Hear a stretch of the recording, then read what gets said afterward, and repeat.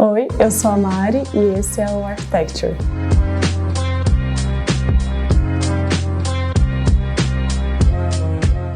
Super ao contrário do que a gente falou da arquitetura da Finlândia, discreta, cores neutras, eu queria trazer uma outra arquitetura que eu gosto muito e que é uma das estruturas que eu acho mais bonitas e inteligentes que a gente tem como exemplo arquitetônico. E esse lugar seria o Marrocos.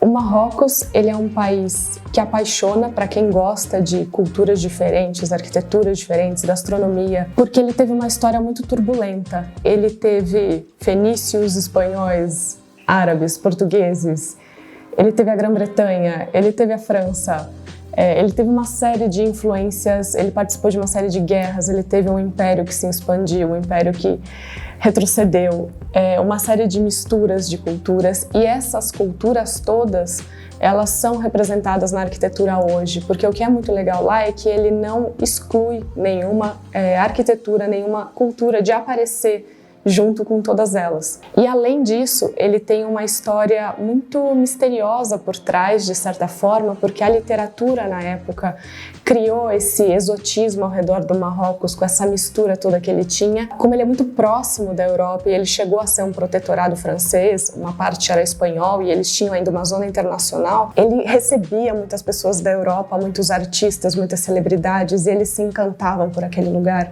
e promoviam festas e compravam riades e vilas e reformavam. Então, isso a gente consegue ver hoje, e ele só foi ter independência em 1956, então é tudo muito novo ainda. E além desse mistério todo que foi criado, essa magia, a gente tem ainda uma parte que é muito rica do Marrocos e muito cultural, que eles sempre foram muito avançados em relação a muitos outros países do mundo. Hoje a gente pode olhar para ele e achar que é um país muito mais simples, mas na época o Marrocos ele fundou a primeira faculdade do mundo. E ele foi a segunda monarquia do mundo a se estabelecer atrás do Japão. Então, isso, quando a gente olha, era tão novo, era tão à frente do seu tempo, que quando você mistura com essa literatura, com esses outros povos todos, e isso tudo é representado lá, sem anular nenhuma cultura, a gente tem uma série de elementos e uma mistura para estudar que ela é muito rica, que ela tem muitos pontos que você pode trazer. E aí, dentro dessa mistura toda, dentro desses elementos todos, a gente consegue destacar, por exemplo, como os árabes influenciaram, com uma arquitetura que prezava mais privacidade, com estampas e padrões que eram mais geométricos. Para eles não era interessante ter nesses padrões e estampas figuras de animais, figuras de seres humanos, era sempre algo muito ligado à matemática. A gente tinha parte do hispano-mourisco, que ele trazia mais as paredes no branco, alguns tons um pouco mais discretos, os arcos, esses arcos eram usados em passagens, em nichos, em portas, janelas. A gente tem o africano subsaariano, que aí vai trazer uma cultura muito mais, quando a gente vai para o meio da África ou para o sul da África, parece que quando a gente está no Marrocos, a gente às vezes esquece um pouco que ele faz parte daquele continente, e aí você vê esse artesanato ali também representado. E a parte dos berberes, que era muita tapeçaria, tudo muito feito à mão, muito entalhe.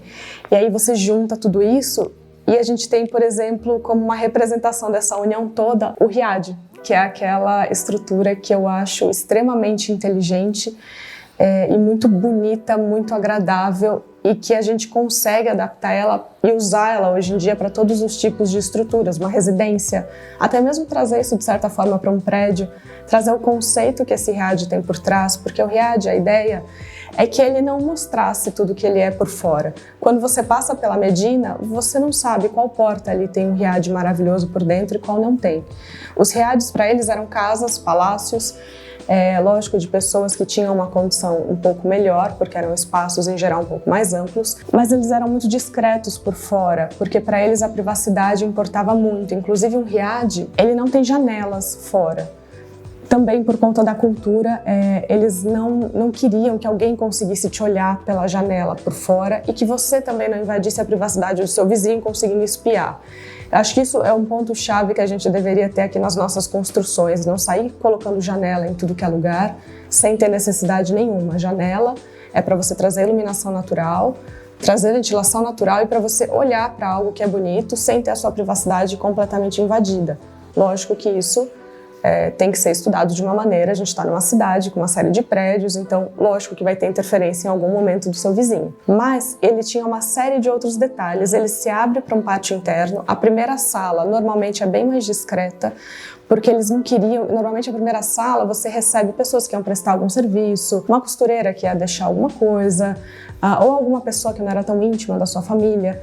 Então eles não queriam que essa pessoa soubesse tudo que eles tinham lá dentro. Então eles faziam essa sala muito mais discreta. E aí depois você vai para esse pátio interno, que é esse jardim, que normalmente tinha 4 símbolos de vegetação ou 4 jardins menores para representar as 4 estações, e no meio uma fonte. Para eles a água era um elemento importantíssimo e muito escasso. Além disso tudo, você tinha essa beleza, você tinha a luz do sol entrando, os pátios internos normalmente eram de certa forma amplos, você tinha essa ventilação, os pés direitos dos espaços eram sempre altos, todos eles tinham janelas e portas viradas para esse miolo, então você tinha um fluxo de luz e de ar forte por todos eles, o teto alto para não deixar aquele ar quente acumular muito perto de você, para ele estar realmente mais acima da sua cabeça. E as cores ali não tem limite, ali você vai misturar o padrão geométrico do árabe com cores completamente diferentes, vai entrar o amarelo, o verde e o azul que eles usam muito, o branco vai entrar, alguns tons terrosos, o terracota é muito forte. E aí você tem um piso estampado com um tecido no sofá listrado, você tem o veludo, você tem a seda. E isso tudo resulta em algo que você fala, nossa, não vai ficar poluído? Não, lá não existe menos é mais. Lá o mais é sempre mais e sempre funciona. Então a gente consegue perder um pouco esse medo de vou enjoar daquilo, não vou fazer isso porque de repente a pessoa vai assustar, o cliente vai achar que é muita informação. Se eu colocar esse revestimento, não vai enjoar, não vai assustar, vai ficar maravilhoso. E aí a gente tem alguns exemplos de arquiteturas lá que são um pouco mais contemporâneas, elas vão se apossando dessa ideia, mas elas vão tirando alguns elementos, trocando algumas formas. E o legal é ver também como eles eram muito detalhistas, não só com a decoração, mas com a funcionalidade, né? Além dessa parte inteligente toda da privacidade, ventilação, insolação, eles tinham detalhes assim como, por exemplo, a porta de entrada, ela tem 2 batedores. O batedor é aquele negocinho, aquela argolinha que a gente bate para avisar, é como se fosse a campainha deles. E eles têm 2. Cada um deles faz um som diferente. Um deles vai fazer um som para indicar para quem estiver dentro do riad, que normalmente é a mulher que está lá dentro, que é algum familiar ou alguma amiga ou o marido, então ela pode ir até a porta, abrir essa porta. O outro, ele vai fazer um outro som, que é para indicar que é uma pessoa desconhecida, então ela já sabe que ela não pode ir ou que ela tem que se cobrir ainda mais. Então a pessoa que ia bater também já sabia, eu conheço essa pessoa, então eu vou bater nesse daqui. Eu não conheço, então eu tenho que bater nesse e provavelmente não é a mulher que vai me receber. E aí a gente pode até usar como exemplo alguns projetos, porque eu acho que falar sem mostrar um exemplo do que a gente pode fazer fica muito difícil. Então, por exemplo, você tem no Hotel La Mamounia. Eles sempre utilizam na arquitetura marroquina algum espaço no jardim. E às vezes é um espaço mais afastado, mais privativo, que tem um charme. E aí a gente tem o La Mamounia como exemplo. Eles têm, por exemplo, um paisagismo muito mais escultural. Lá é árido, então não se usa muita grama normalmente. A grama ela consome muita água.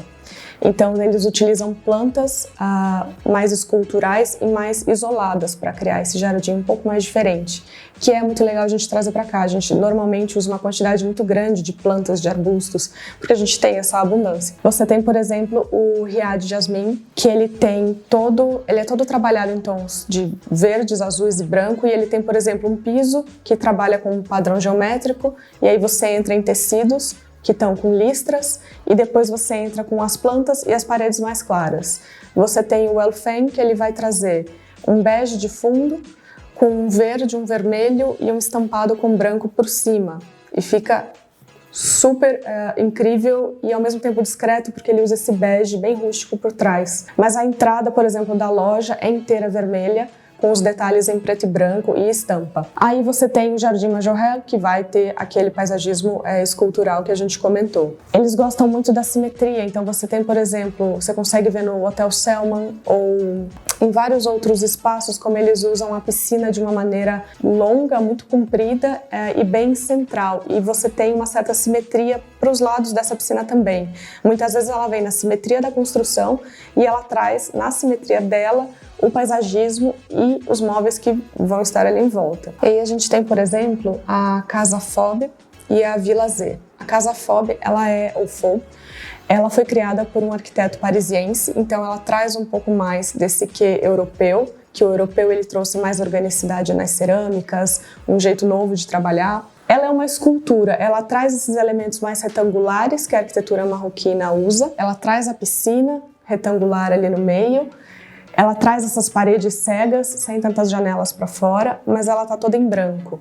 E ela está no meio do deserto, ela usa aquele cenário completamente árido, mas ela cria elementos e vai soltando esses elementos pelo meio do terreno, pelo meio do deserto, e faz com que a casa seja tão mais diferente, tão mais com uma personalidade tão mais forte. E a gente vê a mesma coisa acontecendo na Vila Z. A Vila Z já é de um arquiteto que é local e ele pega como se fosse um cubo inicial. O cliente queria que usasse a ideia Riad no sentido de privacidade, ele não queria ser visto pela vizinhança dentro da casa. Então o que o arquiteto fez para deixar isso muito mais moderno? Ele inicia com essa cara de cubo e ele vai desconstruindo esse cubo com painéis, com paredes que vão fazendo curvas. Essas curvas vão criando reentrâncias que ele consegue colocar alguns elementos para que a casa tenha ventilação e tenha essa iluminação, mas de uma maneira que isso não seja transparente e que não esteja tão na cara da fachada. E aí ele deixa as janelas em si mesmo para o fundo do terreno, onde vai encontrar,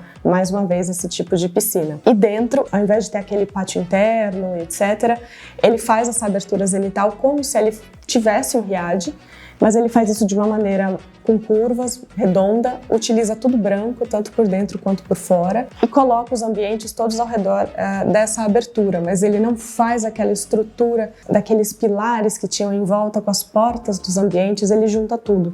E aí ele consegue misturar esse quê do riad com essa fachada mais cega, mas dando já um movimento diferente, mas também conversando com a outra casa, que também é branca, que também é escultural. E isso leva a gente no último ponto de analisar essa inteligência, essa tecnologia que eles têm para o olhar de sustentabilidade. O Marrocos ele é um dos países mais sustentáveis que existem, por alguns motivos de investimento, mas outros motivos porque é como eles estão acostumados a viver. Lá, comida orgânica, por exemplo, é muito mais comum. Mas por quê?